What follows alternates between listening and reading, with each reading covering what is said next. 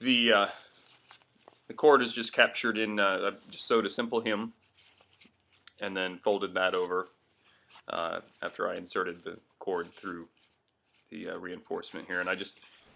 Hello, sewing people of the internet. Hold on a second. Oh. Okay, that's more appropriate for this video. Hello everyone, so this is a different kind of video. In February of 2023, I hit 10 years as a YouTube content creator, and I wanted to commemorate that with just a different video, kind of talking about how I got into YouTube and what the experience has been like for me, and maybe a little bit of a trip down memory lane. If that's not your thing and you just want sewing content, then maybe come back for the next video. If for some reason you clicked on this and you've never seen my channel before, hopefully you'll find enough interest from seeing this that you'll want to watch some other stuff. So since it's been 10 years now, perhaps I should introduce myself. So my name is Jason. I was born and raised in South Florida. I've lived in a couple of other states, Tennessee and Colorado, and spent most of my life in Florida. And I'm a person of widely varying interests, largely oriented on outdoor activities, but not entirely.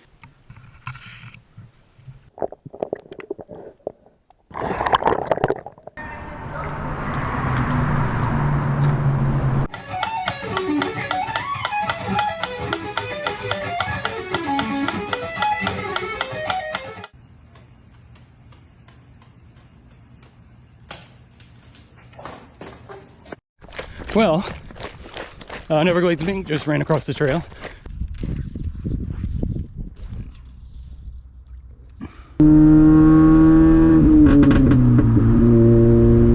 I mention it frequently at the end of videos. I have a second channel that kind of explores some of the outdoor stuff I like to do, and particularly fishing lately. So if that at all interests you, please go check it out. There will be a link in the description. So in addition to telling you who I am, I also would like to tell you why maybe you should or should not listen to me. A theme of this channel from the very beginning has been that I don't really know what I'm talking about. That's still kind of true. To the extent that I know anything, it's mostly because I've taught myself or learned it through experience. And there's still a lot that I don't know. I may not know the proper names for things. I may not know easier techniques to do the things that I do because no one ever taught me those techniques.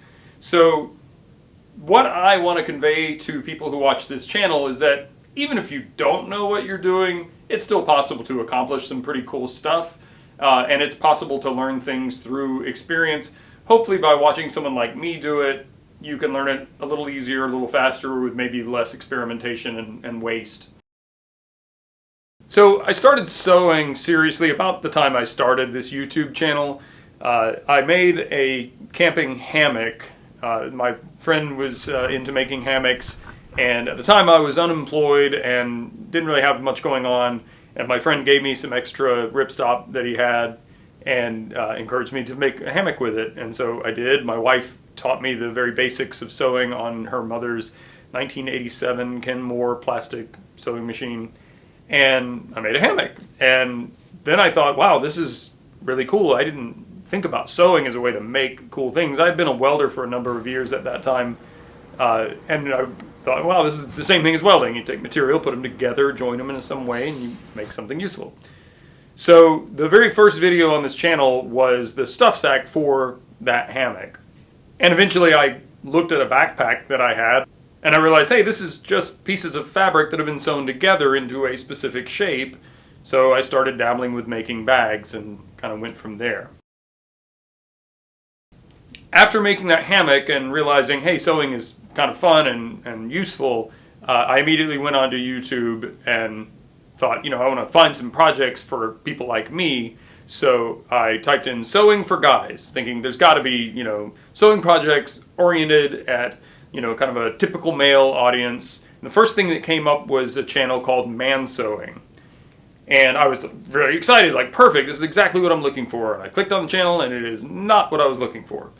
And this is in no way casting shade on Rob Appel from Man Sewing. He's got a very successful channel. It looks like he hasn't posted any videos on that channel for about 4 years, but he has, 10 times as many subscribers as I have, and I understand he's posting on some other channel through some partnership, whatever. I have not paid any attention to him because what he does on his channel is not what I was looking for. It's just kind of typical quilting and, you know, household sewing that you could find on any other channel presented by any person. And I don't know why the name of the channel is Man Sewing, other than he happens to be a man. Anyway, when I didn't find what I was looking for, I decided that I guess I could make it. So that's what I've been doing for the last 10 years. This is probably a good time to address a couple things. Some terms that I've used in the past that have been called into question by some people. Sewing for guys, seamster, and sew hard. So let me address those. I'll start with sew hard. Sew hard is a response to it's so easy, which is a very common thing you'll see in the sewing world. It's just a gaffe or whatever. And sew hard is intended to convey, like, no, this actually is work. Like, I'm sometimes making a bag with heavy fabrics and, you know, trying to put binding on something. Like, I'm sweating. And, like, when I used to work making leather bags, we'll talk about that in a minute, like, I've gone home and my hands, like, are cramped and I can't open them sometimes, like, from just the sheer effort.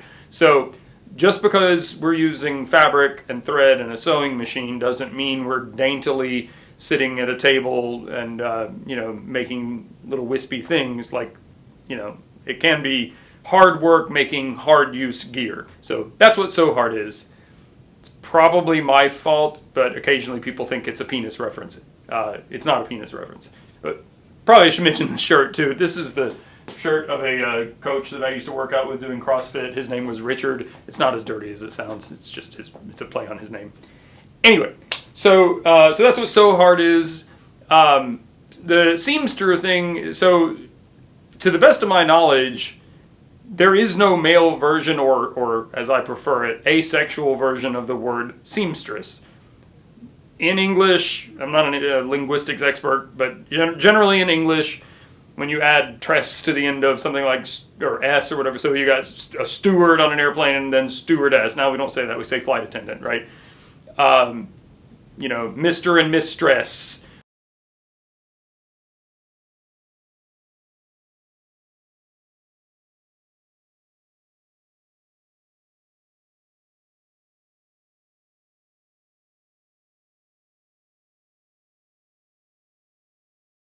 So the best I can tell, the word seamster doesn't exist, and I coined that term to both be a term that people like me, who are men who identify as men, can use, because I hear it all the time. Oh, you're a seamstress. I got pretty thick skin, I don't care, but no, I'm not a seamstress, I'm a seamster. Sewer doesn't work very well because that looks like the word sewer.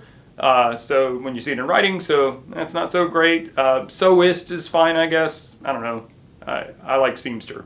So that's what the term means. It is not meant to be an exclusive term. Women can be seamsters too.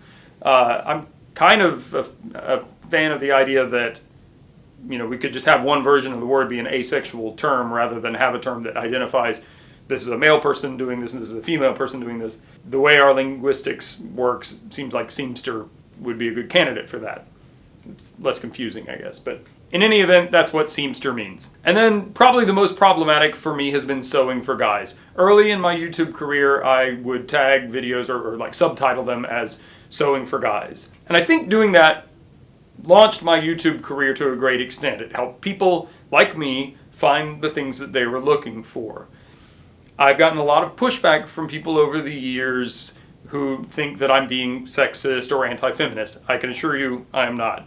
If the definition of feminist is someone who believes that women should receive equal pay for equal work and not be discriminated against solely on the basis of their gender, then I'm a feminist. But what Sewing for Guys is intended to be is a banner that can help someone looking for a particular type of project find it more easily. If you go to a bookstore, in the magazine rack, last time I was at one, there was sections for men's interest, sections for women's interest. And I know if I go there looking for something sewing related to go to the women's interest section. I don't care. It doesn't bother me like even slightly that that's where I'm going to find what I'm looking for, because typically in our society, sewing has been a overwhelmingly primarily female hobby. So I just go over to the women's interest section and find what I'm looking for. And if somebody thinks I'm creepy for doing that, I don't care. By the same token, a woman who wants to get a magazine about deer hunting is probably going to find it in the men's interest section for similar reasons. And she should feel free to do that. So sewing for guys, I don't really use it that much anymore. And maybe it is something that we can evolve away from, the idea that a hobby is, oriented at a particular gender or not. Whatever. We're not there yet. But the idea of sewing for guys is just to give people an idea of, well, that's where I can find outdoor, utilitarian, hard to use, heavy material type of sewing that is more typically appreciated by a male audience or someone who identifies as a male. So that's the point. I wanted to talk a little bit about the money aspect of YouTube. Back when I started, it was pretty simple to become monetized. I don't think there was any particular requirement. As of today, there's some different stats that you have to meet before you can be monetized. But I got monetized, pretty early on. And as many people know, you can make millions upon millions of dollars as a YouTuber. There are many people, who have entire businesses, companies working underneath them based on their YouTube channel. And I'm not one of them. I went back and looked at my history. I don't want to be real specific about it, but on average, over the last 10 years, I've made about as much money as I could have made delivering pizzas maybe 1 or 2 nights a month. And I'm being completely serious. Like the amount of time I've spent and the money I've spent on machines and materials and doing the work and making the videos and stuff, definitely not a money-making scheme. I've technically profited from it. I've made more money than I've invested in it. My hourly rate is probably like 50 cents an hour or something. So yes, I make a little bit of money from this, and I really appreciate it. Every time you watch a video, click like, comment, when you subscribe and stuff, that all helps me. And what it amounts to is every now and then I get a surprise check that I can use to maybe buy another sewing machine, buy some fabric, or treat myself to something. So it's awesome, but it certainly isn't the reason I do this. If the money went away completely, I would probably still keep making videos the same as I do now, and it wouldn't really affect my life that much. I say that to say, if you're watching this because you're wondering about, starting a YouTube channel and becoming an overnight success so that you can be rich and quit your job, I've been working 10 years at being an overnight success, and it still hasn't happened yet. So should you start a YouTube channel? Yeah, if you have something to say and you want to put it out there and you want to expose yourself to the potential negative ramifications that go along with it, sure, absolutely. About 6 or 7 years ago, I think I heard a stat that is certainly, multiplied by an order of magnitude at least by now. But at that time, 16 years of footage was uploaded to YouTube every day. Standing out on YouTube is very, very, very difficult, and I think, it's something like the odds of winning the lottery by buying a lottery ticket. So if you have passion for something and you want to put that out for the world to see, then yeah, start a YouTube channel. Why not? I would not mortgage my house to do it, though, because the chances of great financial success are very, very low. If you think about it, you see a lot of people on YouTube who have huge subscriber numbers and are making a good living. Yeah, that's who you're seeing. That's why, because that's the ones that worked. There's many, many, many out there who it just didn't work for. For the record, I do want to point out, I keep my channel pretty low tech. I don't do a lot of fancy lighting. I have a cheap camera that I've been using for 7 years or so now. I've basically done the minimal that I need to do to make the channel watchable. That's actually the kind of channel I prefer to watch, to be honest with you. Sometimes some channels, look like they were produced by the crew from a Hollywood film production. I don't know. I like it being, a person or a couple people making stuff on a small budget and making it work. So anyway, that's an aside, but I am well aware that my video production, lighting, audio, editing, all could be a lot better if I had people who were good at that and put money into it. And I'm not going to very much, and that's on purpose. If you're wondering how to make your YouTube channel successful, I can tell you from my own experience what has held me back, I think. It appears to me that channels that are more successful tend to be ones who produce on a consistent basis. Weekly videos, or I don't know. I have one channel that I've been watching lately that I really like, but they went from like 1 video to 2 videos a week at some point, and it gets to be where it's like, yeah, I'll get around to it. I don't feel like watching another video this week, and then I get behind, and sometimes I think it could be too much. But I think the fact that I post very sporadically does not help me have greater success. None of this is an excuse. I may not be good at this, and I may be objectionable as a person, but I probably could have more success if I would post more regularly. But as far as how to make a channel successful, I think the best thing you can do is don't try to game the algorithm, and don't try to be successful for the sake of being successful. Do what you love, be honest about it, and do the best you can. And I think that will show more than playing games. I got really turned off to a channel that I used to watch a lot just yesterday because the person on the channel opened up with, and the title was pretty obviously clickbaity, like, hey, I can't do this thing that I used to do anymore. And after several minutes, I finally even skipped ahead to get to it. It was like, I can't do this thing anymore for like a week. And I unsubscribed. Like, I don't like being toyed with by people I enjoy watching their content and I'm interested in what they're doing. So, I've been guilty of like trying to put a provocative title on a video to get people to click on it. There's a fine line to me between, hey, make sure you pay attention to this, it's important, and clickbait. But yeah, I would say if you're looking for advice from me for whatever reason, stay away from the clickbait, stay away from the, hey, I've got to tell you something, and then talking for 15 minutes before you get to the thing that you said you were going to talk about. That's annoying. You're going to say it. I know somebody out there's typing right now. Yeah, I talk a lot. Yeah, it takes me a while to get to the point, but I'm not intentionally delaying to get to the point. I do a fair amount of build-up when I do a video, explaining why we're doing the project we're doing, or why I'm talking about the technique I'm talking about, that kind of thing. I don't script anything, so sometimes it takes a little longer. You should be here when I'm doing it. It takes an hour for me to make a 15-minute video. I know a lot of people do YouTube channels where they don't show their face, and I could see that being an advantage. Last time I checked, I have 3.3 million views total. I don't know how many distinct people that is. It's probably quite a bit less than that. But I think it's safe to say that somewhere between 500,000 and 1 million people have seen my face at some point. And that's probably more than would have seen it if YouTube didn't exist. And I think, unless I'm forgetting something, I think I've had one person recognize me, and that was someone who came to buy a sewing machine from me. They were buying a Thompson walking foot machine, and they had been spurred to buy it by watching my video on YouTube. At the same time, I happened to be selling one.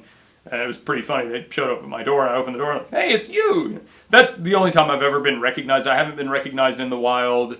I kind of want to. That'd be fun. If you ever see me, by all means, please say hello. But, I could see where if I went from 35,000 subscribers to 35 million subscribers, that I would probably wish that I had never shown my face. If you think about somebody like a Brad Pitt or a Tom Cruise or somebody, like, they'd probably have a really hard time going to Chipotle, right? So I guess what I'm saying is one potential disadvantage of putting yourself out on YouTube is you're potentially exposing yourself to the entire world. And on that note, much of the world is populated by assholes who will tell you everything you're doing wrong or they think you're doing wrong, and they're not shy about it. So let me give you an example from my channel. By far, the most successful video I've ever made was a collaboration I did with Alexander Dyer. And thank you to Alexander Dyer for working with me on that. When I approached him about that video, he had about twice as many subscribers as I did. We've tracked perfectly for a long time where he always had twice as many, and now he's got quite a bit more than twice as many as I do. So it was very nice of him to work with me on that, and it was a good experience. When I made that video, I wanted to go a little bit extra on that because I suspected it was going to be potentially successful. I mean, I planned for that video to be a good video. And I'm also a musician, and I decided to produce my own music for that video. And it's a really simple, like 4-chord progression on a synth, a couple of different synth sounds. Nothing exciting or dramatic, but I thought it sounded cool. I sent the video out before it was released to several people, including Alexander Dyer, and everybody who reviewed the video for me either was neutral or liked the music or didn't mention it, but no one was negative about the music or anything about the audio levels or anything. As soon as the video went live, it kind of exploded, and then I got hundreds of comments from people complaining about the music.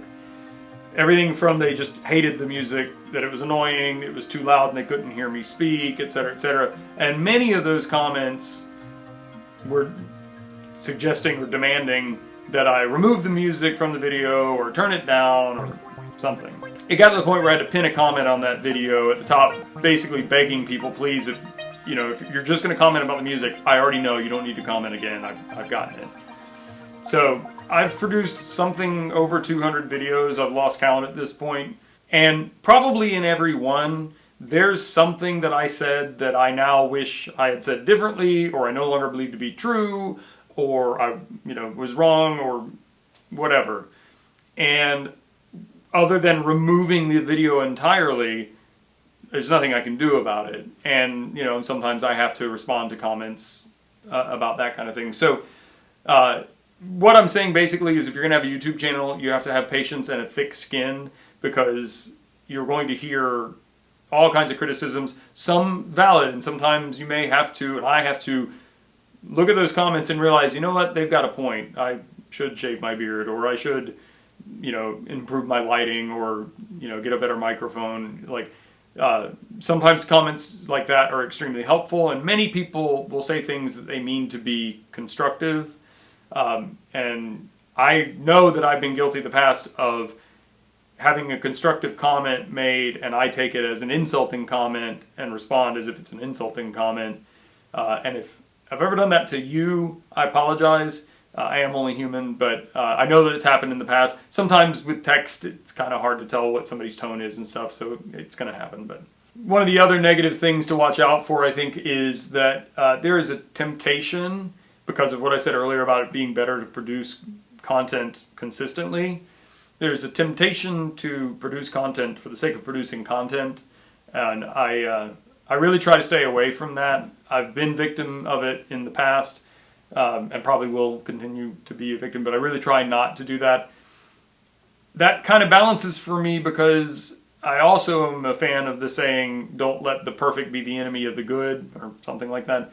If I waited until the video was absolutely perfect, exactly what I wanted, I would never have produced any videos ever. So sometimes you do have to just let your bird fly free, but don't throw birds out of the nest that maybe should have just died in the nest.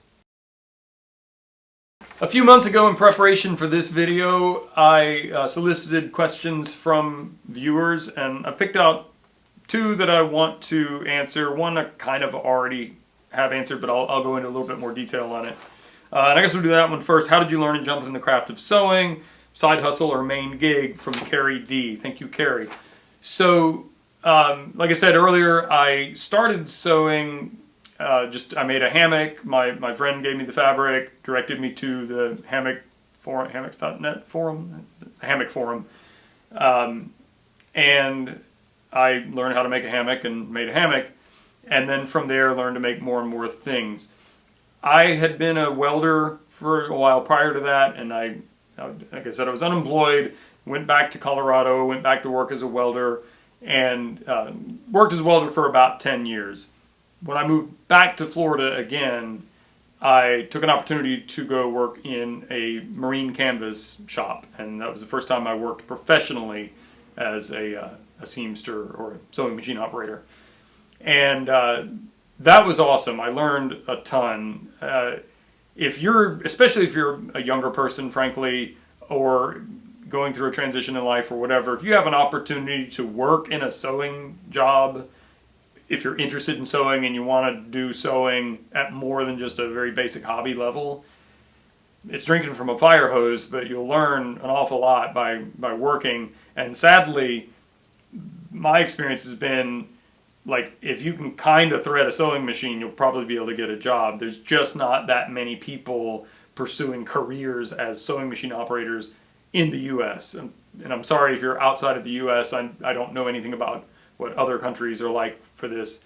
I keep forgetting sometimes that I'm not talking to just people right around here. But at least in the U.S., if you want to get a job as a sewing machine operator and you don't need a lot of money, then you can probably get one if you already know how to sew at all. So I did that for a little while, and then an opportunity came up that absolutely blew me away. I didn't know it existed, but there was a company in the town that I live that makes leather bags. That was an amazing opportunity. I learned a whole lot about it. Unfortunately, it turned out not to be a very good job.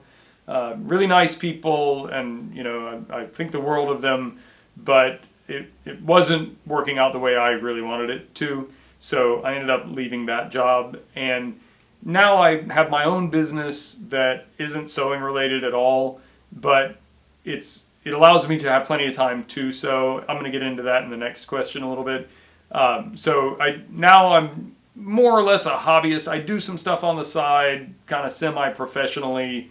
Occasionally I'll do some contract stuff for someone, but it's just it's very sporadic and not really something I want to do a lot of, because I already have a business that needs my attention. So basically I started off just sitting at a dining table with my wife's old sewing machine, making my hammock, and then making more and more and more and more things for myself, and eventually working for a few years professionally, full-time, and still doing the YouTube channel and still doing stuff on the side.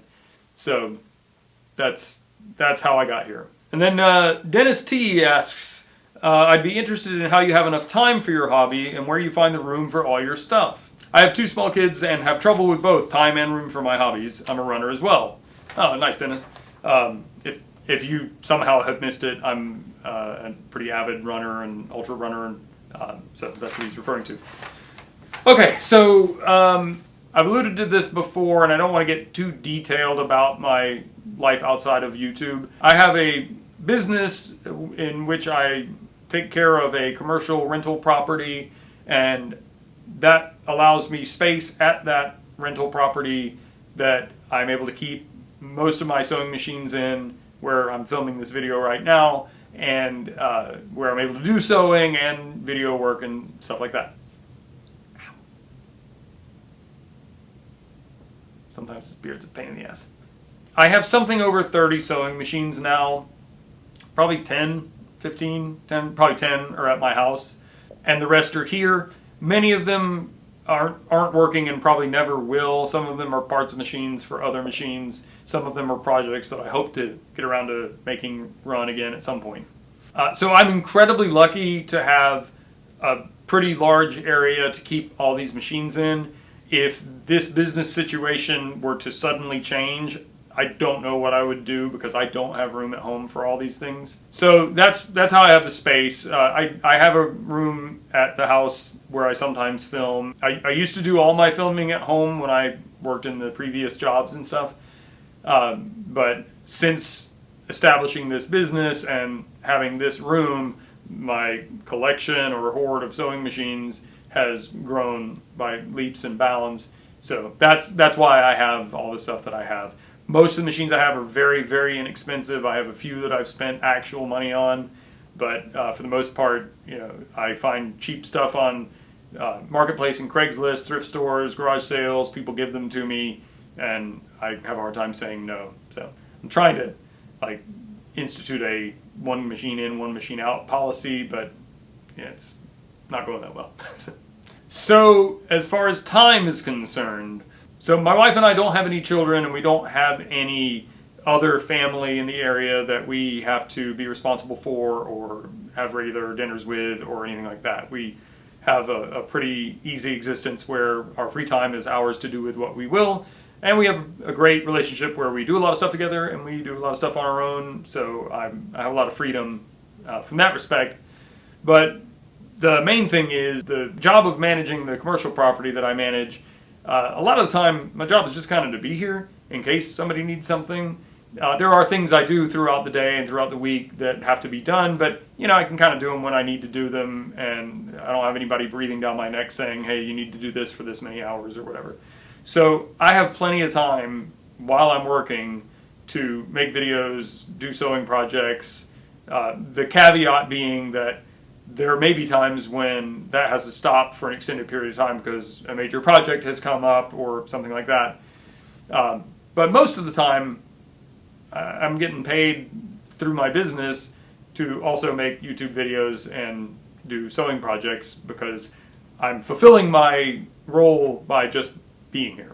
It's a pretty enviable position. I worked really hard to make it happen, and there's downsides to it that I won't go into detail on, but I think sometimes people get the impression that I'm a full-time YouTuber, and I'm not. It might seem that way in some ways, but I'm actually doing my other job while I'm making videos.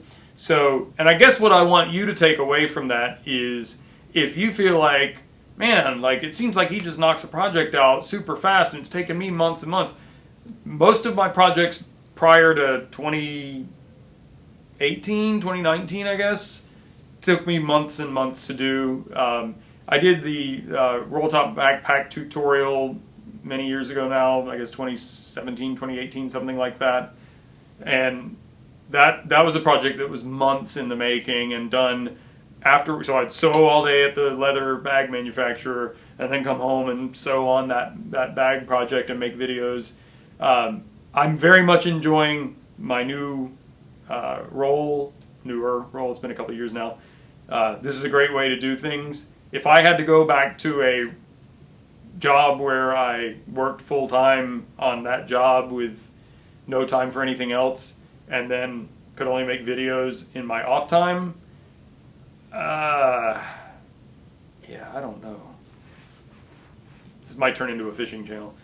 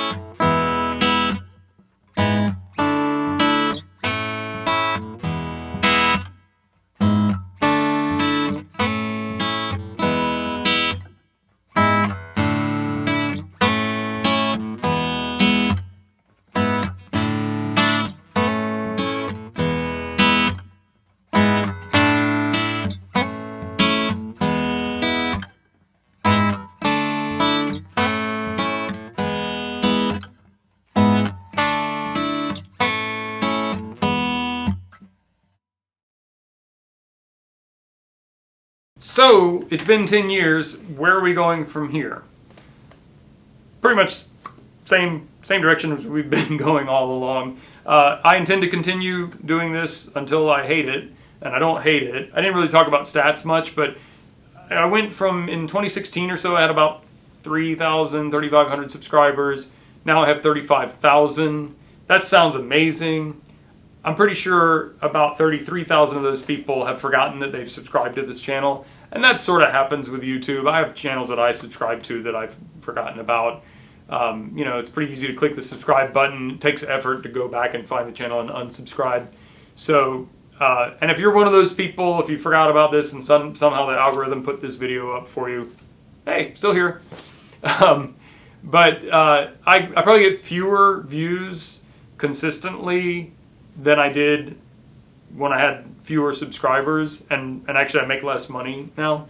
So, but I'm doing this, like I said, because it's a fun, creative outlet for me. I really enjoy having interaction with those of you who ask questions, make comments, even those of you who point out things that I'm, you know, maybe mistaken about or whatever, maybe especially those in some way, if you're nice about it.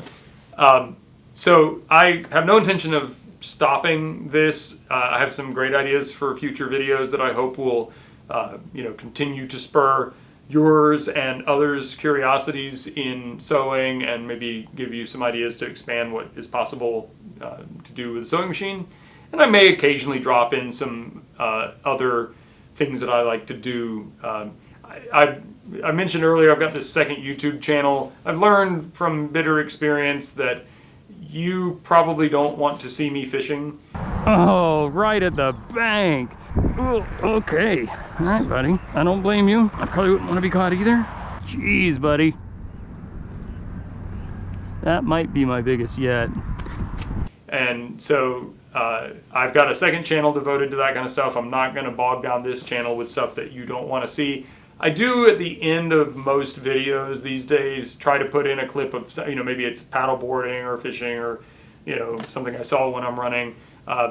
I think that's fun. I want you to realize that I am a human being with more interest to me than the fact that I have a bunch of sewing machines and an awesome beard. So I put that stuff in, you know, just for us to be relatable to one another. Maybe you'll say, oh geez, I never thought that catching a fish could be that much fun. Maybe I'll try it, or whatever. So so if you haven't noticed that at the end, you can stick around the end, you get a little taste of what's on the other channel.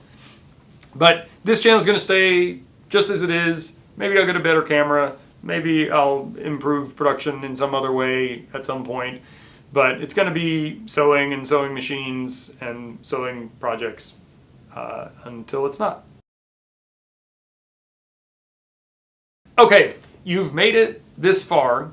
So, inside this box from Sailrite, I paid for this myself. Actually, a viewer, I'm sorry, I don't have your name right now, but I'll put it here, kindly donated to me a gift card code that he had that he could not use for reasons.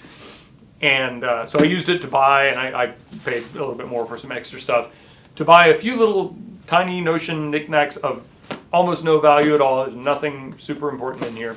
But for the first 10 of you who comment in the comment section below, and you need to put in the comment, I want one.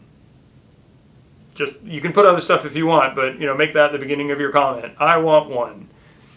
And I will send you a little care package with something out of here and maybe a sticker or a patch or something. You don't get to choose what you get. I'm just going to throw something in an envelope and send it to you.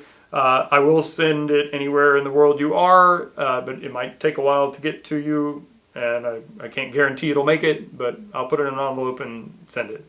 So first 10 people in the comments section below, I want one, and I will send you a worthless little care package of stuff that you didn't want. I really appreciate all of you for being part of the channel. I would not be here this long in the game if people like you weren't watching and commenting and making me feel like there's somebody out there listening to me ramble. So thank you, and please keep watching, and I'll see you in the next video.